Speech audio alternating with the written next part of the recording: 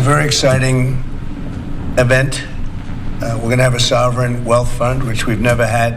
And as an example, TikTok, we're going to be doing something perhaps with TikTok, and perhaps not. If we make the right deal, we'll do it. Otherwise, we won't.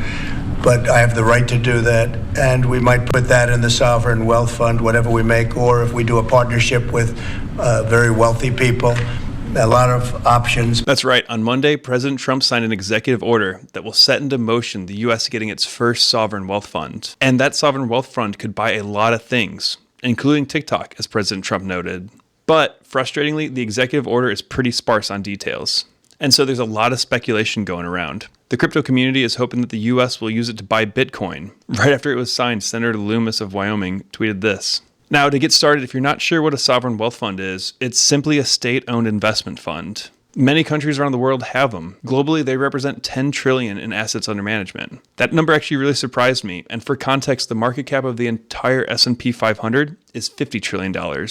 So these are really big fish. Sovereign wealth funds will use their money to invest in diverse assets like stocks, bonds, real estate, and maybe even crypto. In fact, the largest sovereign wealth fund in the world, owned by Norway, owns around 3,800 Bitcoin, which is up 153% in 2024. Now, here's the thing that's a little bit different about the U.S.'s sovereign wealth fund that has some economists scratching their heads. They're normally funded by budget surpluses, but as you know, we run a deficit, a really big deficit. It was 120% of GDP last year. And so if you've been on this channel for a while, you know that I'm a Buffett-style investor, and we don't like to buy things on credit. We don't like to use leverage. And it kind of feels like this sovereign wealth fund, if we're buying it while we're running a deficit, is like we're using leverage. We're essentially using debt to buy this stuff. And so I support the idea of a sovereign wealth fund, and President Trump has been a little loose on the details on how he'd fund it, but he has proposed that his tariffs could possibly fund it, and that would be a good solution. So I think it's a great idea as long as we don't increase our deficit to buy it. But I am a little worried that it could be used corruptly.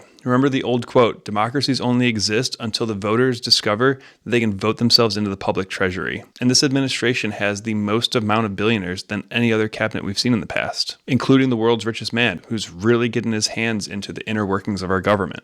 But that's a little bit of a cynical approach. We're still in the honeymoon period. So the other side of this is these are proven business leaders. Let's talk about the main person responsible for getting this fund started, and that's Scott Bessent. Now, Scott Bessent is a very good investor in his own right. In fact, he was the lead idea person behind the Soros Fund in 1991 when they shorted the British pound. They broke the Bank of England famously. So yeah, if there was anyone I'd want leading the sovereign wealth fund, it'd be him. This has the potential to be really, really good. The sovereign wealth funds across the other countries who have them have been really successful so far. And there's a really large history with the U.S. investing in our technology and investing in our economy. In Margaret O'Hara's book, The Code, which is a wonderful book and I recommend checking it out, she demonstrates how Silicon Valley wouldn't exist without government funding after World War II. So this sovereign wealth fund, which has the potential to be really large, President Trump is calling for it to be larger than any of the other sovereign wealth funds. There's rumors floating that it could be as large as $5.7 trillion. So yeah, if there was anyone leading the sovereign wealth fund, I think Mr. Bessent is a really good choice. And I do think it has the potential, if it doesn't get corrupted, to be a really good thing for the U.S. and a really good thing for the future prospects of our country. So what else is going on? The S&P 500 finished up around 0.4% today. Darn. If you've been following this channel for a while, you know that we are hoping and praying for a crash that would give our generation the opportunity to buy our favorite stocks at a really discounted price. But even though the market was all the way up, it wasn't so good for Alphabet. Their stock is down around 7% today, and that's due to lower than expected cloud growth.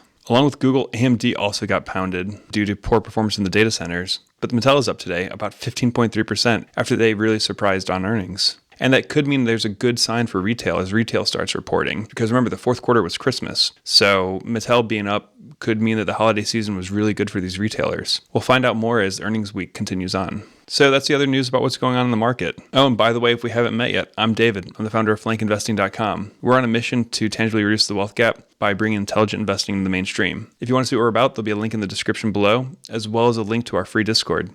I really hope to see you there. That's all for today's episode. We've covered Google a good bit on this channel in the past. I think my favorite video that we've made is when we covered Bill Ackman's thesis on why he invested in Google about a year ago. If you want to check it out, you'll see it over my shoulder right now. That's all for today. We'll see you in the next one.